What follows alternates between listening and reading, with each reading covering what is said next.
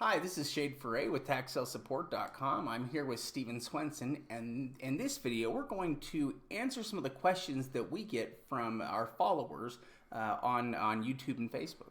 Yeah, and in this new series, that's exactly what we're going to do. Is we're going to highlight some different questions and try to explain them in a video format. Yeah.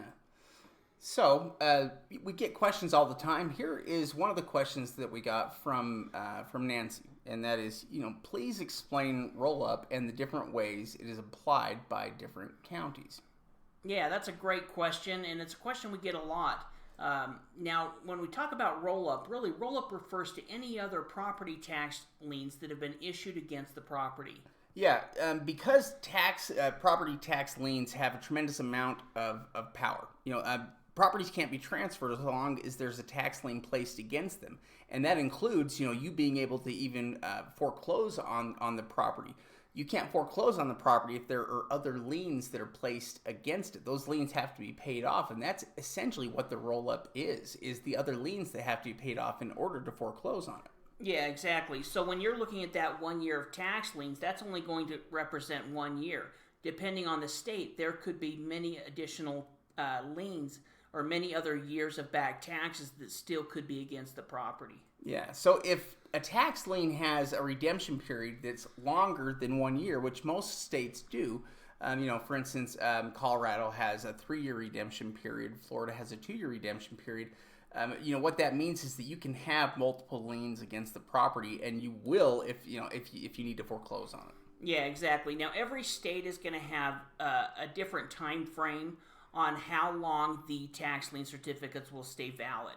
For example, you just talked about Florida. Florida has a 7-year, what we call life of lien, meaning that tax liens can be on their books for 7 years before they end up no longer be enforceable and the investor will lose their tax lien certificate. Arizona, it's 15 years. That means there could be up to 15 years worth of additional tax liens against that property that we're going to need to research before buying it, so that we know the total amount that we have to pay if we do foreclose on the property. Yeah, what that also does is it means that your roll-up concerns are not the same in every state. In states where they don't allow as many years, to survive, there's less of a concern there about past due taxes than, in other states, like Arizona or Florida, where they allow quite a few. Yeah, New Jersey, Maryland, in most of those situations, you need to foreclose within 2.5 to 3 years. So we're still going to research the roll-up in those areas, but it's not going to be the same as in an area where there could be 7 or 15 years worth of back taxes. Yeah.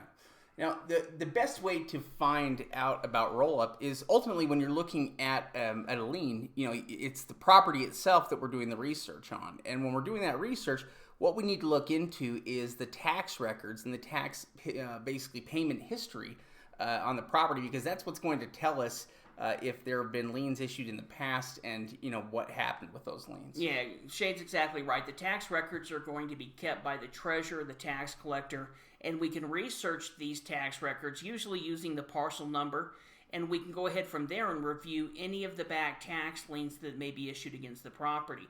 Sometimes we'll look into tax liens and we'll see that there has actually been liens that have been paid off in past years. Yeah, which is always a sign that the property's most likely going to redeem. You've got somebody that's actively paying them off. They're probably going to pay off your liens as well.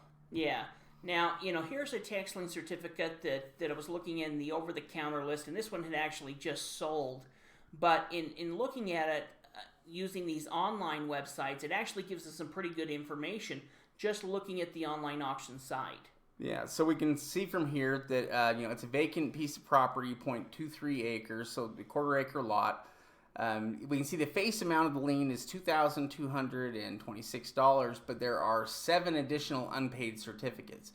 What that means is that there's a maximum number of years. It means that there was probably, if the oldest one we have here is 2013, last year, 2012 was still on there, but they drop off. Yeah. Well, and one thing that's nice about these real auction and Grant Street type systems is you can click into the certificate history. So we can see the certificate history up there at the top. And if we were to click in that, then we could see actually which tax liens are against the property.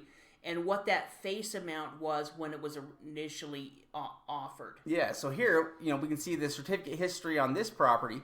We can see these past liens. So, for 2019, 18, 17, 16, 15, 14, and 13, and we can see these are all actually open.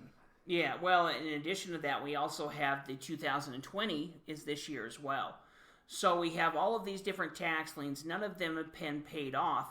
And if we actually look at the buyer information, we can see that a bunch of those are actually still county-held liens. Yeah. Only 2 of them the ones with numbers, appeared to have an actual investor that bid on. And because they got it at 18%, probably means they bought it over the counter. Yeah. Now, if we were to look at the tax record for this same property, it would show us basically, what had been paid and what hasn't been paid, and this allowed us to see what the total amount is, that would be required in order to pay off all of these. Because that's essentially, if we wanted to foreclose on the property, is what we would have to do. We'd have to be willing to pay off all these liens. Yeah, well, and really, in looking into this, we can see that the last year they paid was actually 2010. Even though they had tax liens older than that, those tax liens had fallen off as well. So if we were to go ahead and look at all of these tax liens combined, we're talking about over $12,000. Also one thing to consider as well is that the tax liens at the bottom tend to be, these ones here are for only $1,300 and $1,100. Well, we just know that this year's tax lien was $2,200. The next year's probably going to be $2,200 as well. So we're actually going to be going up in that total amount due, because if we just bought the tax lien, we have 2 years to foreclose. Mm-hmm. Where it's probably going to be $18,000 in back tax and roll-up by the time we're able to foreclose on this property. Yeah, a significant amount, really. Yeah, so suddenly the lien, when we talk about lien to value ratio, we're talking about the total amount owed versus the property value. Here just right now it's a 50%. But in 2 more years, it'll probably be closer to 60%. Yeah, it's definitely going up, very quickly there at that $2,200 plus a year.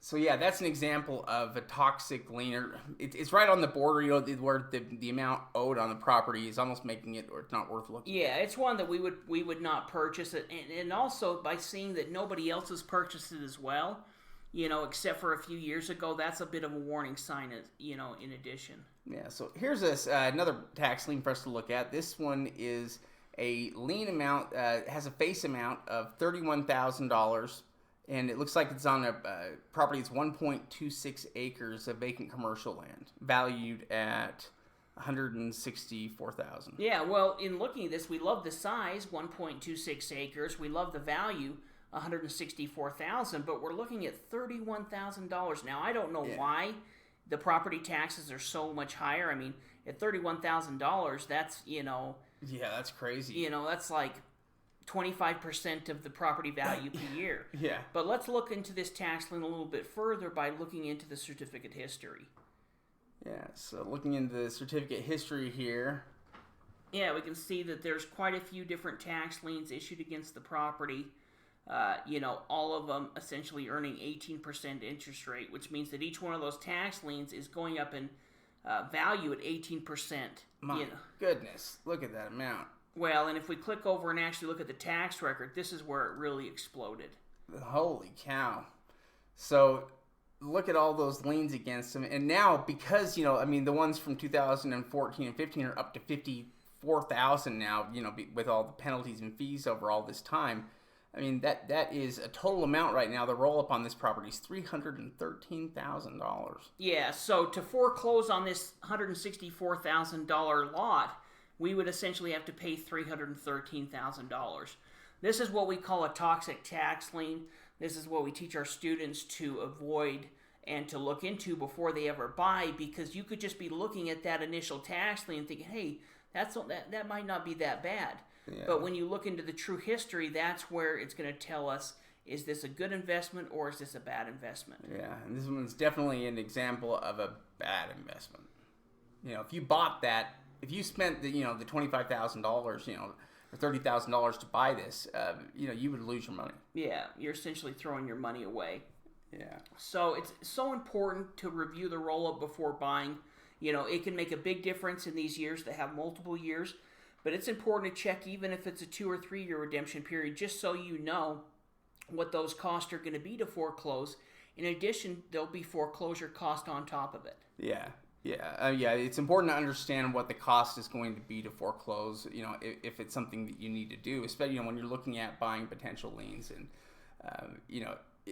it's also something that's easy to check for and to be sure of. We just need to basically make sure the properties that we pick up have good value, and that it's not going to cost us more to foreclose on them than it's worth, as an investment. And that's really what we're checking here with Rollup. Yeah, a lot of times we won't want to buy tax liens that are 25 to 30% of the property's value when it's all combined. There may be properties that if they had a high enough value, let's say there was a $300,000 property and you could foreclose on it and pay off everything for $150,000 and still make $150,000, then it could be worth looking at. But in a lot of times, those aren't going to be the kind of tax liens, because those kind of tax liens have already been foreclosed on. Yeah. Somebody's not going to wait 7 years to foreclose on it. Yeah. So if there is a history of unpaid tax liens, it's always a bad sign. Yeah, it's definitely a worrying sign.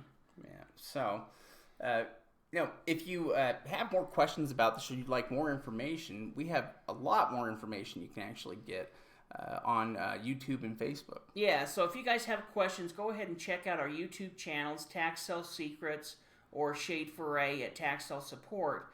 Then we also have our Facebook pages. We have our Tax Sale Support page, but we also have our Tax Sale Support group, which is a public group. You can apply for it and become a member, and that's an option as well. Yeah. Well, thank you for taking the time to watch this video. Be sure to subscribe and hit that notification bell so that next time we put out a video, you know. Yep, thanks again.